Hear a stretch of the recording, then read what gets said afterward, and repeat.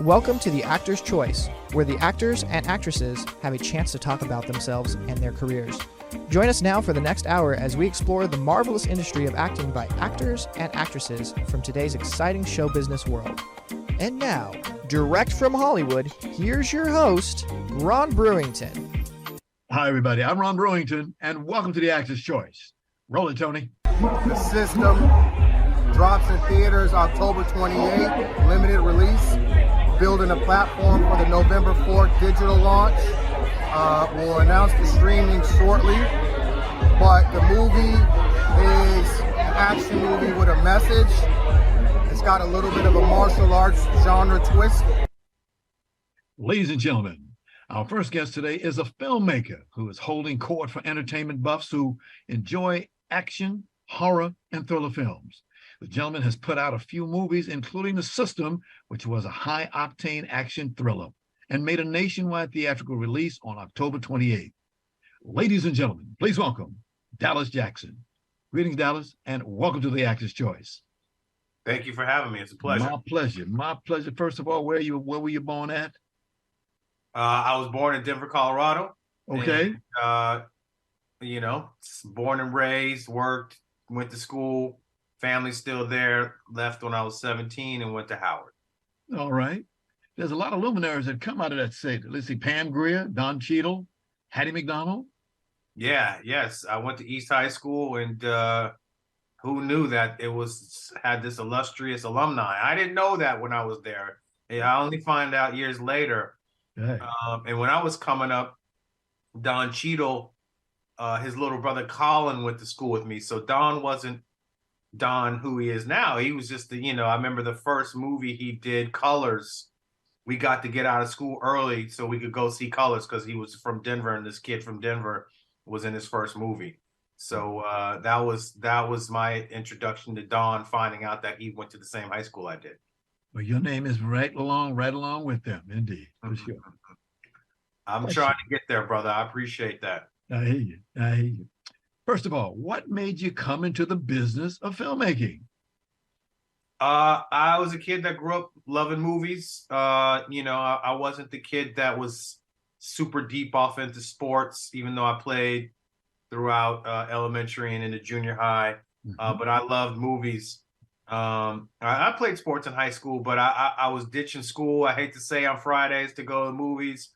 I was the kid that went to the video store and would get 7 or 8 movies and be in the basement all weekend watching movies. Or when I got off of work in high school, I went right to the movies. So that was my thing.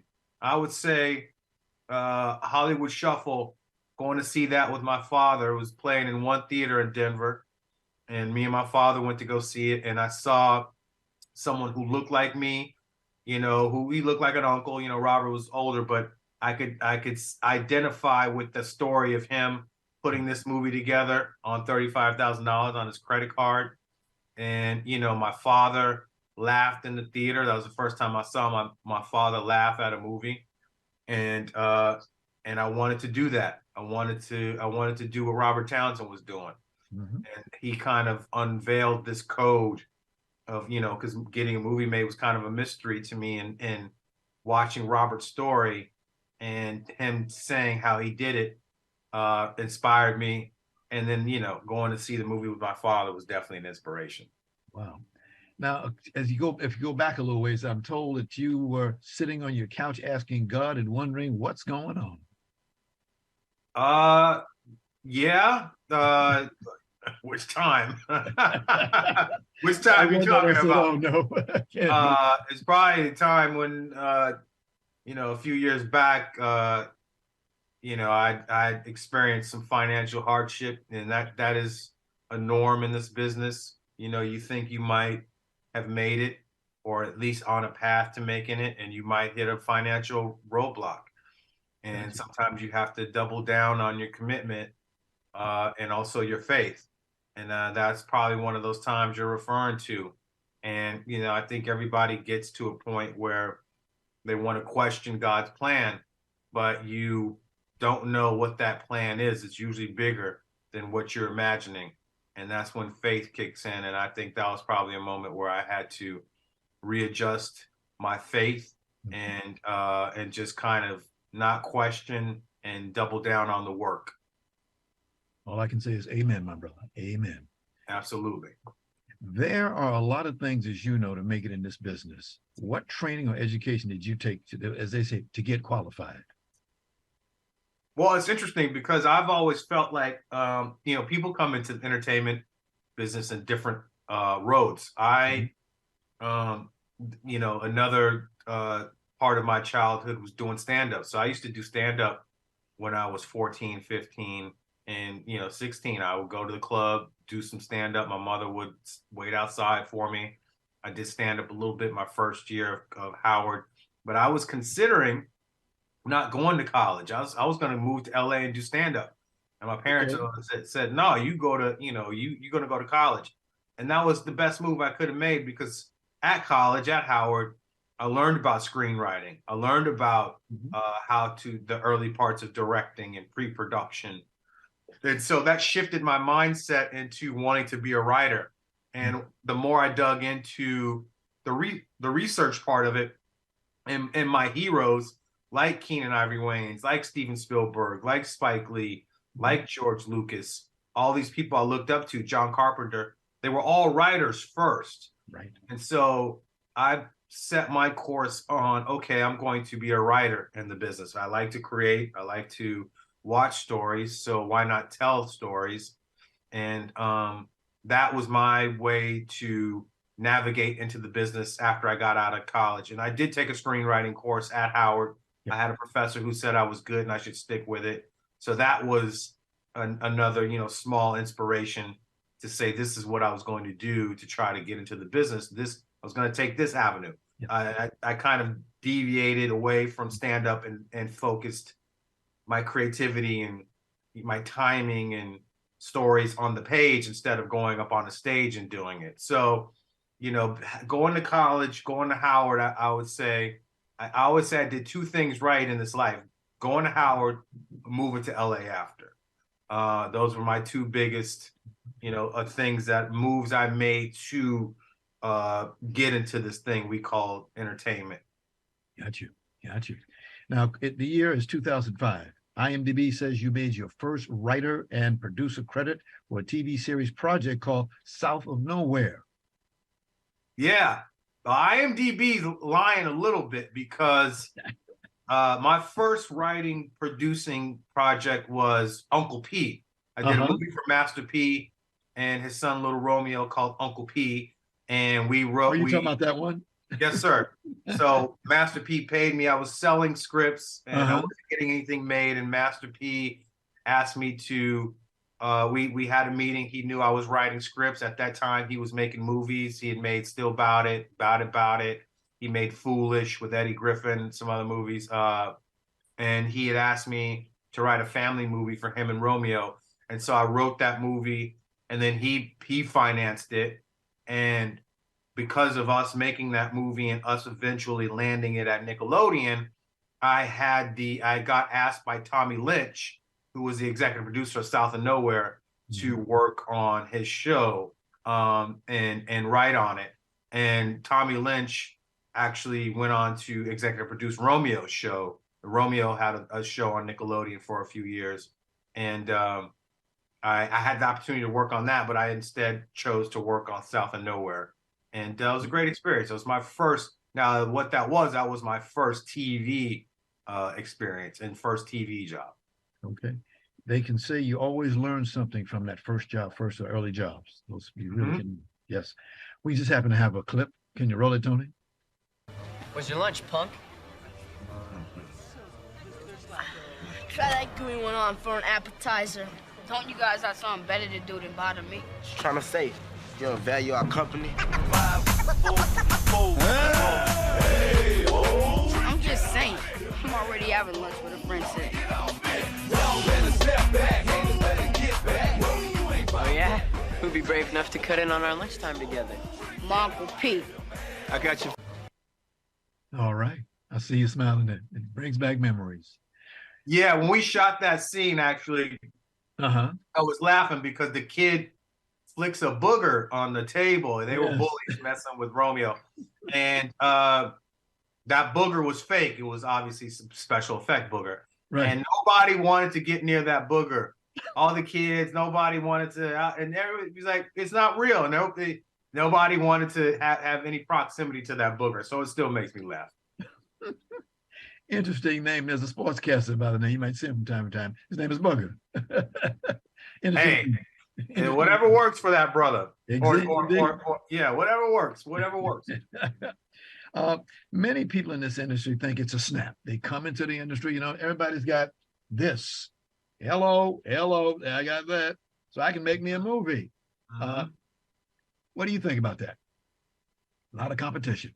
Look, you know, there's definitely technology has made things a little bit more, I won't say accessible. It's made people be able to have the ability to make content, you know. Now, it still is very difficult to have the discipline to write a good script. It takes many drafts, notes, and after time, you may get good enough to write another one and another one and another one. That's called discipline.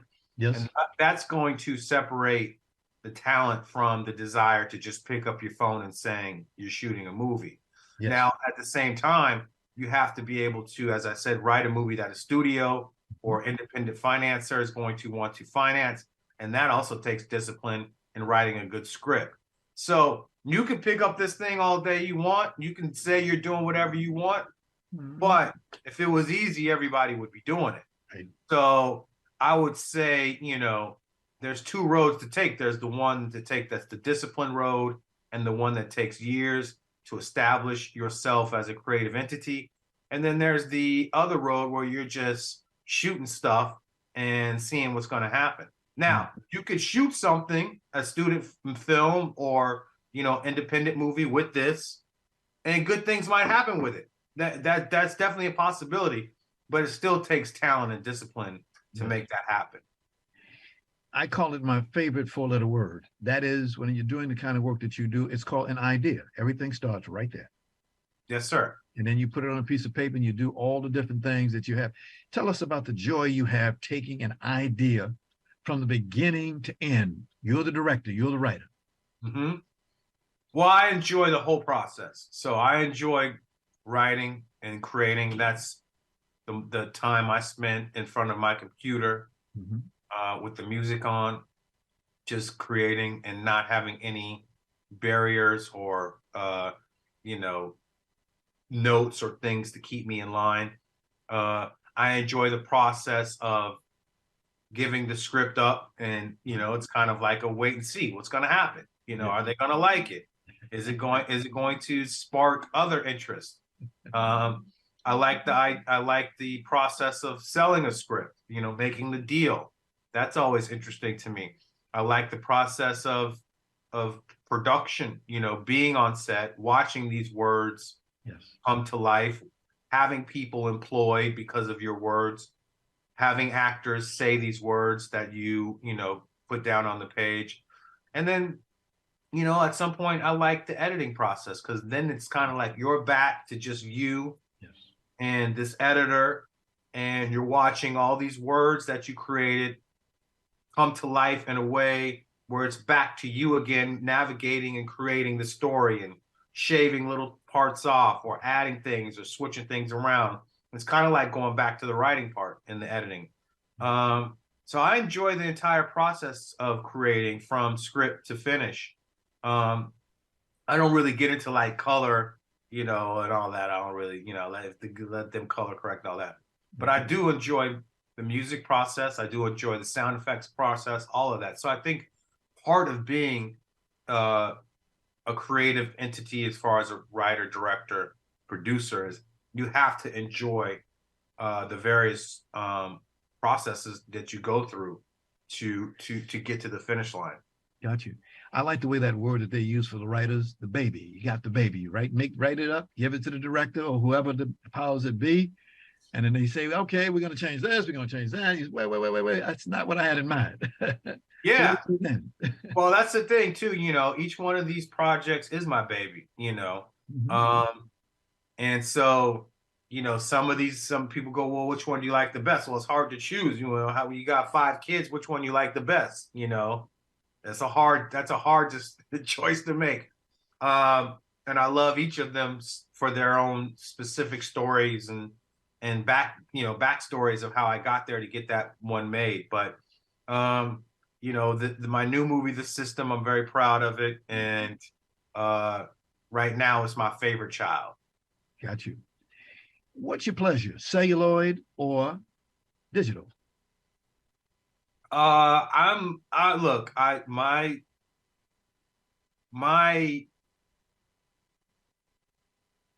experience has been primarily with digital. So I have no preference, but the technology now and the things you could do digitally, and the kind of run and gun nature of it, and being able to do things on the fly, I think gives an advantage to a filmmaker digitally. I know there's a lot of people who are old school who like film. I still enjoy watching films. I think the technology has gotten there from the early digital stuff. You could tell it was digital. Yes. Now it's like you can't really tell if it's film or not, and that's the beauty of it. 10 years ago, I would have said film, because digital just looked digital. Yes. So the technology has improved, and so I have no preference. But if I'm going to have to make the call, it's definitely digital. And it's just these days, I don't know anybody shooting on film anymore, except for maybe Tarantino if he has his way. And I don't even think he's shooting on. I don't think he's shooting on film anymore. Oh yeah. Where do you get your material from for a movie? From here. Okay. If it's an idea, or it's an article, or something that pops into my head, or for The System, my latest movie, it was an article that was sent to me about prisoners being made to fight to the death in a private prison in New York. Yes. And so that sparked an idea of a movie. And the more I dug into the whole of the corruption in the private prison system, there were all these different things of modern day slave labor and things going on. And there's a tri-state private prison area in Texas where they were making prisoners fight different prisoners in these different various prisons in proximity to each other.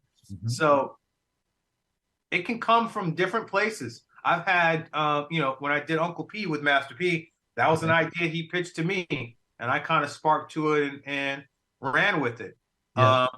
I did this movie called Thriller for Blumhouse, who does horror movies. Yeah. And that was simply me saying to them, we should do a slasher with Black and brown teenagers, because you always get the white teenagers in Friday the 13th, and I Know What You Did Last Summer. But where's the urban version of that? Gotcha. And that idea sparked an entire script and movie. So they can come from different places. Got you. I understand you have an independent production company called DJ, what's this word? Classics Production? DJ Classics, yes. My initials is Dallas Jackson, and we making classics. All right. That's the way to go. Do you go to movies much? Yeah, I'm trying to go today to see Avatar 2. Okay. All right. Yes, sir. I still go to the movies quite a bit. I missed it when we were on quarantine, so yes, that was kind of one of the first things I did was go back to the movies. Got you. I've seen the movie. I'm not going to get into it. There's a little thing we call word of mouth. I'm not going to get into it. Enjoy the movie. That's all I can say. Enjoy. Copy that. Thank you. I'm looking forward to it. We got a few more minutes left, and let's get right to what we really brought you out here for. We call it The System. Yes, sir. Look at that picture. Look at that picture. Look at them fellas up there. Yeah. You got 3 heavyweights there. Four. Yes, sir. Tell us about putting that cast together, please. Well, me, Terrence, and Tyrese, have a bond, and that we all call John Singleton our brother. Okay. And so John Singleton, when he was still with us, had read this script, enjoyed it. In fact, I had asked him to direct it at one point, and he said, "No, it's your movie. You're going to direct it." And I was able to shadow John while we made our TV show Rebel for BET. And he said, "You should get Tyrese for that." And I said, "Hell yeah, let's do it." Mm-hmm. And so he made sure that I had already knew Tyrese, but he introduced us even more and made us sit down, and we became tight, and our kids played together. So when I told Tyrese when the time was right, when I got the financing in place, I was going to come to him with this project. Mm-hmm. Now, when that time came, which was 2021, our brother John was no longer with us. So we decided to dedicate the movie to John, and we made the call to go after Terrence. We had another actor, I won't say who was pushing the boundaries for more money in the 24th hour. And so Terrence came in, filled that slot. When he landed on set first day, we talked about John and dedicating this movie to him, and he was all in, all on board. And Jeremy was someone we wanted and didn't think that we were actually going to be able to land him, but he responded so strongly to the script that he called me and wanted to talk about the character, and then he said he was in. So, my first day on set, I went to Tyrese's trailer. He's in there. I'm like, man, we're about to do this. I go to the next trailer. Terrence is in there. Mm-hmm. We talk for 45 minutes. I'm like, wait, I got to go. I have to go, prep and go see Jeremy. I go see Jeremy, and he's in hair and makeup. And so my head was spinning a little bit because I was like, wow, this is real. And now I got to go to work. Now I got to go do what I'm supposed to do, which is make a good movie. Right. And it was a little daunting. But once we hit the set and, you say action, it's like going into the game. You go into the game and you just start playing and shooting hoops and trying to win. And that's what the attitude we had to win for our brother John. Right. Good attitude you got, Dallas. Good attitude. Because you say when you're on that set, you're working. Because that money, that's all about the money. I'm looking at this right now. My man who owns that movie said you talked that you're getting ready to go see $2 billion for that movie. Yeah, that's a lot of money. Yeah, Ooh. And they not only gave him that movie, they gave him go shoot 3 movies. Yes. Wow. I heard you say that the system is an action movie with a message. Yes, sir. Can you tell us about that? Well, as I mentioned, the idea came from these corrupt private prisons. There's more private prisons being built in this country than colleges. When you have a private prison, it means that it's corporate owned. It's owned by a corporation, and the corporation's bottom line is to make a profit. So if you have a prison, you have to have bodies in there to turn a profit. And where do you get these bodies from? Right. You get them from Black and brown communities because those are the most expendable. Yeah. And so, white folks can afford lawyers and they find a way to dodge the system, even though they're in the prison system as well. It's more prevalent with African American and Latinos. And so I wanted to pull back the curtain on not only the system itself of us being trapped in the penal system and why there's more of us in there and what's going on, but also talking about the privatization of the prison system, the deregulation, the things that are going on inside that affect directly our communities. So, sometimes you have to put some sugar in the medicine. Yep. And the sugar in this medicine is the action, the martial arts, some of the things we do in the movie while we, drop some gems in there about what's happening in the world, which is, if you're doing a good movie, hopefully you're dropping some sugar in the medicine. Times have changed. I mean, the other day we had a guy on the show and he was talking about Superfly. I mean, that back in my day, that's what we looked at. We saw that, Yeah. Tell me about but even Superfly had messages in it, when you go back and look at that movie, there's some things being said that you're going to kind of walk away with and go, okay, you know, it wasn't all just pimping and hoes, and, you know, he was saying something. So, you know, I try not to do, I'm not attracted to movies like Booty Call, you know, no disrespect to anybody who did that, but you know, that's not what I'm trying to do. That's not the type of movies I enjoy. I enjoy messages. I enjoy things that are being said about our world. And even like I said, I want to go see Avatar. That whole movie's about climate change, Right. you know, and us messing up this planet. So if you're a good filmmaker, and the ones that I said I like, Spike, you know, George Lucas, John Carpenter, you know, John Singleton, all these guys always said something in their movies. You know, they've always tried to find a way to drop some sugar in the medicine. And, you know, I'm trying to follow in those footsteps. We just happen to have a clip. Roll it, Tony. You're gonna have to survive a dungeon. Let's get it on! What's a war hero like you doing robbing drug houses? Can't afford medicine. She's got blood clots. What if I told you that I could help you? There's this prison downtown. I want you. The prison downtown. Wow. Just a moment ago, you dropped a few names in. I'm saying to myself, here's a guy, he's right there. He's working arm and neck with the elbow to elbow with these guys. They are the best. You guys are the best. I love to see the movies. I go to the movies. And there's your crew, by the way. Just wanted to show that in there. It's amazing. You go to the movies. You go there to be entertained or informed. You know, you go to have a good time. And here's a guy who's taken it out and done a great job. Before you go, I understand right now that you wrote and produced a movie right now called Fly 2021. It's a series we're working on developing with Forrest Whitaker. And it's about the Compton Flight Program. Yes. Where they're teaching kids of color how to become pilots. And so we're working on developing that as a series. I don't want to say with who yet because we're in negotiations, but hopefully we're doing that next year. And it's an exciting program that we think is a series about Black kids in Compton learning how to fly airplanes, essentially. Thank you very much for doing that. I work out there. I know Robin Petgrave. I know him very well. Robin is, yes, sir. It's all about what Robin is doing and changing lives. Wow. We have there's a chapter here in Los Angeles for the Tuskegee Airmen. You familiar with those guys? Yes, sir.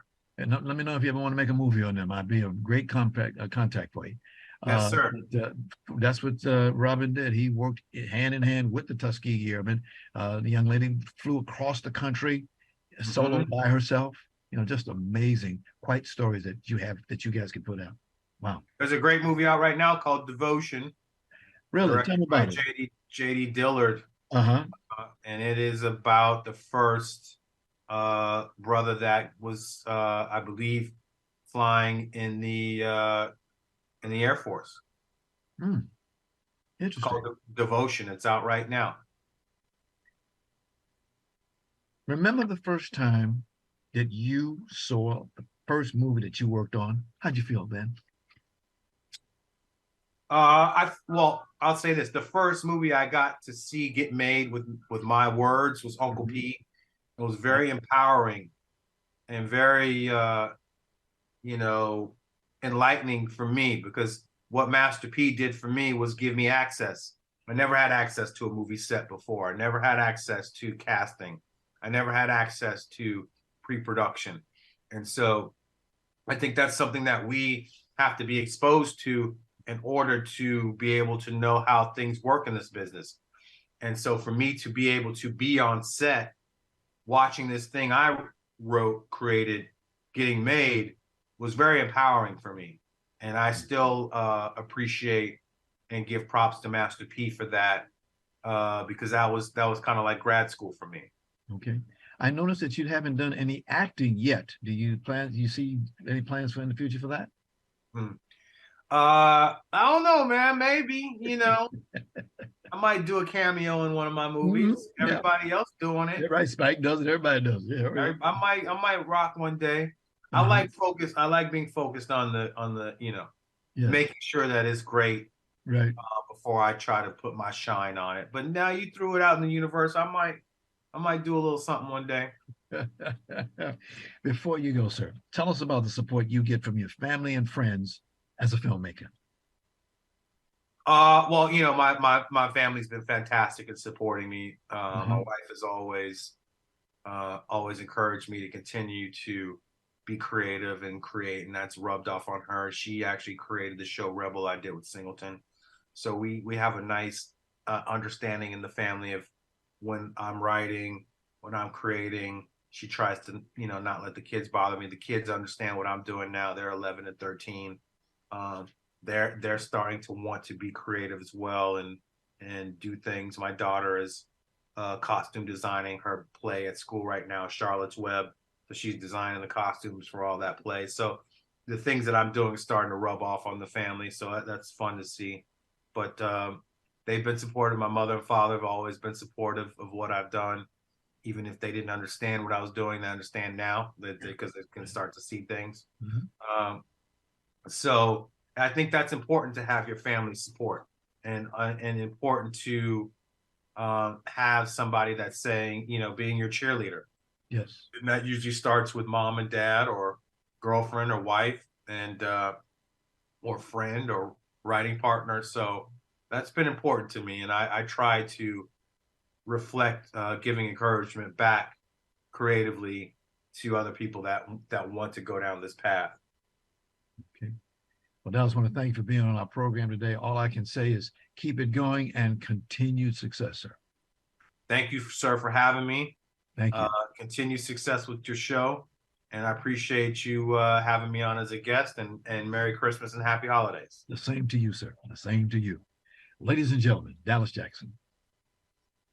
Ladies and gentlemen, I want to let you know that we're asking over the Actors Choice Squad to help us get former baseball player Curt Flood into the Baseball Hall of Fame. Now, Curt passed away January 20th, 1997, and he was the husband of one of our wonderful guests, renowned actress Judy Pace. Now, all you got to do is contact our TAC office at 213-349-3941. That's 213-349-3941. We sincerely thank each and every one of you for being a part of this magnificent award for a great baseball player. Okay? Roll it, Tony.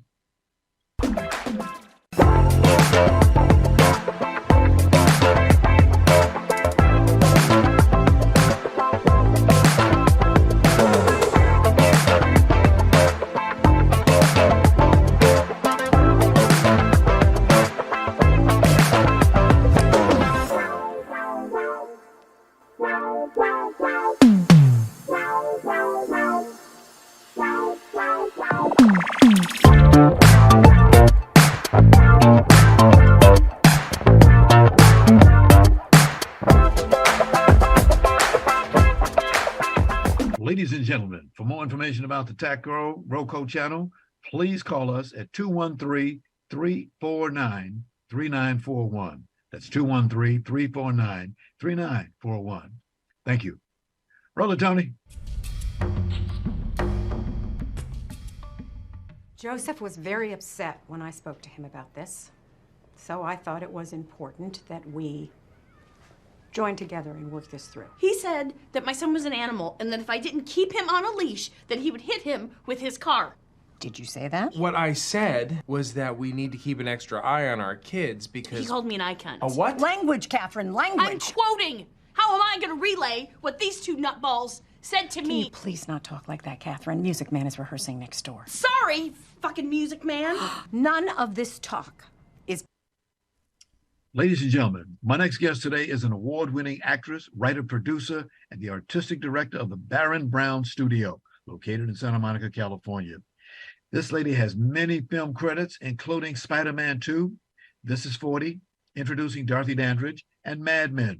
And if that's not enough, she's in pre-production on her autobiographical film, Pawtucket, which will tell her life story. And they will start shooting in the spring of next year. Ladies and gentlemen, please welcome Joanne Barron. Hello, everybody. How Hi, are Joanne. you? Welcome to the Actor's Choice. Quite a bio you have, my dear. Quite a bio. Thank you so much. Now, one of the questions that I always ask from the top, what made you get into this business? Well, when I was a young girl from a crazy family, I think my concept was that I would escape the pain of real life and go into the imaginary one. And I think a lot of actors are compelled to go into their imagination, some from boredom, but many from pain and trauma. And when you have a kind of crazy life, sometimes all you want to do is be someone else and imagine something else and find a place to both get your feelings out and maybe to hopefully get a little approval and a little attention and a little applause. Wow, that's beautiful. Can we go back just a little bit? Where were you born at? I was born in New Haven, Connecticut, Oh, and then right. we Look moved at to this, New Haven. Rhode Island. Yep. Yes. Did you go to Yale by any chance? I wish I'd gone to Yale. That would have been my dream. My grandfather was the Yale tailor. He had a tailor shop opposite Yale University, and he was called Nat Barron, the Yale tailor for all the students. And I think my mother did some teaching there a bit because she was an educator. But no, I didn't get in Yale, which is too bad for me. Got you. Okay. But I did go to the University of Connecticut, which is still in Connecticut. Oh, okay. Okay. Because see, as you know, you're right down the road from New York City. How what's the distance between New Haven and DC? 2 hours. 2 hours. 2 hours. Okay. Easy. Very convenient. Easy. Remember the first time you got on a set? The first time I ever got on a movie set, TV set, let's think about it. I mean, I was on Ted Mack Amateur Hour singing I Feel Pretty. That was like my 8-year-old audition. Gotcha. Lost to the girl who played accordion because you won by how many people wrote in. Right. And I didn't ask people to write in on their postcards. But I think one of the first movies I did was The Eyes of Laura Mars with Faye Dunaway. I played kind of a tough, I guess, maybe a romantic interest for her on a motorcycle. The Eyes of Laura Mars. Faye Dunaway at the time was a huge star, and I think that might have been my first movie. Mm-hmm. Tommy Lee Jones, and the director was Irvin Kershner. Yes. Eyes of Laura Mars. Interesting. 1978. Take your own back. Yeah. That was your first movie. Let's take a look at talk about your last movie lately. The Halloween Ends. Oh yes, that was one heck of a ride. Being with Jamie Lee Curtis on her absolutely final version of the Halloween Ends franchise. Wow. Yes. And to have the last scene she ever would do on that franchise was my first scene, my first day showing up on set. Wow. I understand there's a special Blu-ray edition to be released on December 24th.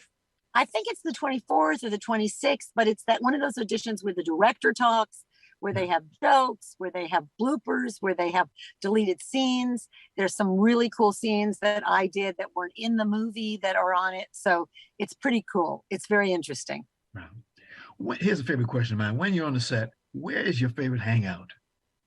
You know, I like to concentrate and be super focused. There's some actors that can be making dirty jokes and laughing and hanging out with people, and then they go action, and they immediately get into the scene in the Civil War crying. I'm one of those people that likes to ground myself, focus, be imaginative, emotionally connected, and very, very chill it down. So for me, my favorite place to hang out is in my trailer, or if on the set, sort of off to the side, with my sort of almost like my coat over my head. I want to just be very much like, as long as I can before they say action, totally getting into character. Wow. That's a sign of a natural actress, what you do. That is really beautiful. Beautiful. Yeah. Now, I understand that you have one of LA's premier acting schools. Yeah, our school, which started when I trained as an actress with William Esper in New York, and then I watched Sandy Meisner teach in his private class. It was an outgrowth of me coming out here to do Lovers and Other Strangers, the TV series pilot, and to do Joy of Sex, a comedy movie, very little sex is in it. And when I had those two jobs and I came out to Los Angeles, I think I got, can you still see me? Maybe. Oh, yes. You look good. Okay. Okay, good. Because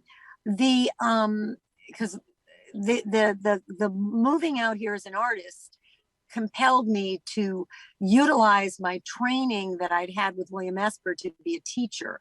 So I wanted to do the teaching that helped support me financially in between acting jobs, but also do the teaching that I was trained to do in the Meisner technique, because I had a love of serving and a love of helping other people. And it's also an amazing thing when you're in a community with people, movies and creative ideas and writing and producing. It makes a wonderful collaboration.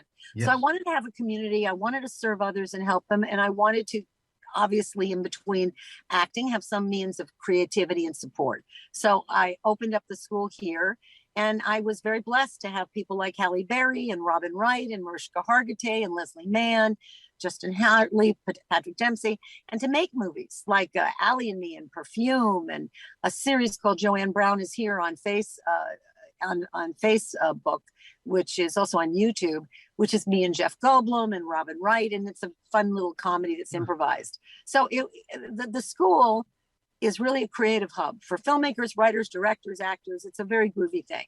Okay. Here's a picture of one of your clients. You used to be her former coach. You might recognize this lady. I'm looking. Where is it? Where is it? I'm sorry. It's Mariska Hargitay. Mariska Hargitay is one of the most talented people I've ever met. She is the most grounded, focused, work ethic person. She's got the longest running TV series in the history of television. Nothing has run longer than her. And I think the reason nothing has, run longer than her is because she's got this incredible work ethic, where every time she goes to set for 27 years, I think it is, she puts everything into every single scene. It's just incredible. And she was so much fun to teach, and she was only a baby then. She's probably 20. Wow. Amazing. And I'm on that show. I recur as a lawyer on that show. I've done that with her. So that was great fun. And she's also in the movie I produced and was in called Perfume. She's in that movie too. Wow. Now, as I did my research, every year you have an event where 1,000 people come to the Fairmont Hotel in Santa Monica. Well, not during COVID. We did it on Zoom, but we try to bring together all the people we can fit in a room, sometimes 1,000, sometimes 900, sometimes 800. And then we have someone like Tom Cruise show up, and he talks to people and inspires them. And he inspires not just the students who are completing their training, he inspires the teachers and the staff too. Because, if you really have the right attitude about your art, you should always be a child ready to learn. So I take acting class and I get coached. I love working and getting better all the time. I mean, I don't know if Meryl Streep needs it, but I do. Okay. How does one get into your acting school, madam? We have a approach, which William Esper has, which is not that you audition. You don't audition because Meisner and Esper said, well, how can you test somebody's skill if they've never learned the thing? That'd be like someone wants to go to medical school and you say, well, let me see you do an operation. How can you do a darn operation for somebody if you don't even go to medical school? How can you sing and dance if you never took singing and dancing? So we just meet people at all ages, all stages, from all parts of the world. Zoom for international, out of state, in person for people who want to be in person. And it doesn't matter how short or tall you are, how modelish you are, or off center, interesting, character looking. It doesn't matter if you're 80 or you're 18. We talk to you, we listen to you, we kind of explore your character and your passion, whether you're a working professional or you've never acted before. We just see if it's a match for us to show you what we know, to see if we can get you to the next level and get to your goal and your dream. You won't see it now, but you'll see it later when we send a copy of this to you. But I got a video, some advice that you had from a lady by the name of Miss Elaine Williams about your studio. I love her. I love her. Elaine Williams is an extraordinary actress, an extraordinary teacher. But we are really dedicated to the fact that not only is she a brilliant artist, but we love diversity. And that's why Halle Berry and Sherry Shepherd and LL Cool J I coached, and Tariq Trotter from Black Thought The Roots. And all the movies we've done always are multicultural. Justin Chon, a brilliant Asian filmmaker who created and stars in and directs and produces Pachinko, which is a huge hit series. We're constantly looking for diversity and to build bridges and to create stories that change the world to love and repair. And so our teaching staff is diverse, our student body is diverse. We're dedicated passionately to that mission. Tony, roll it, please. Never give up, never quit. If this is really something that you want to do, take the work ethic the most seriously. Right in those moments of boredom, right in those moments where you feel that you can't go on, right in the moments where everybody tells you that only one person is ever going to have a professional career. That's the time that you have to take it on for yourself, and you have to make it personal for you. And so I would say never give up. Wow. I'm in love with her. I'm in love with her because of her talent, her beauty, her spirit. And that clip really expresses what our whole school is like. Got you. Our whole school is like that, top to bottom. Got you. We only got a few more moments later for you. This one I think you're going to love. While reading your bio, ladies and gentlemen, I noted that this lady has done, you ready for this? 136 IMDb actress credits. As they say in the business, not bad. Not bad. What do you say? I say I'm very, very proud that from a little mixed up girl in Connecticut with a troubled family, I worked my way to do something that made roses out of a fertilizer. That was the fertilizer, the I don't want to say the swear word, I don't swear, but the junk of life can be made into a garden. Wow. 100. When I see that kind of film number, I say to myself, how many auditions has she had to do? Well, you know, it's very interesting to know that I did Halloween Ends, and I had many, many auditions during the year after, and I just got a recurring role on a major TV show. And all that time they call it pinned. It's between you and someone else or you and a few people. So they say, you're in the running, you're in the mix. It's between you and this person. And then maybe they take someone short, tall, fatter, thinner. Maybe they take someone of a different ethnicity. And so it is a very rough business. I would never tell anyone to go into it for a sure bet. I would tell them to go into it for the love that you have to fulfill because there's nothing else that makes you as happy. Wow. Joanne, we're going to show one video before you leave. Take a look at Joanne Barron, and this is called Comedy Reel. Roll it, Tony. You haven't done anything. Okay. All right, really? Really? You've just been totally lovely. You wouldn't believe the week. I mean, this is unreal. People are acting weird. I don't know. What is it? A full moon? What is it? Do you want me to tell you? What? Yeah. What? Is there something I don't know? I don't want you to flip out, okay? Are you okay? Are you okay? That is so sweet of you. It's about you. It's about you. It's about you. That's Rita Wilson, Tom Hanks' wife. Yeah. I have bad news for that girl. It's about her. Indeed. Joanne, we want to thank you so much for being here today. I know we all learned a lot about the industry and what you had to say. Please come back again. We have more to talk about. We're going to give you a few minutes. God bless you. Thank you so much. God bless you, and God bless your viewers. And please give my best to your publicist, Susan D. Gordon, please. I will. Thank you now. Thank you. I want to thank our sponsors, Harvey Brandman, Photography is an Art, Ron Irwin's Lose Life, The Way to Lose Weight, Larry Buford's Book to the Future, Time Travel, Message in a Capsule, State Farm agent Carla Green, and veteran actor Rob Brownstein's Actor Training School and Actor Space. And much thanks to our guest today, writer, producer, and director, Dallas Jackson, and award-winning actress, writer, and producer, Joanne Barron. And of course, special thanks to our ever-growing audience. Be well. We'll see you next time.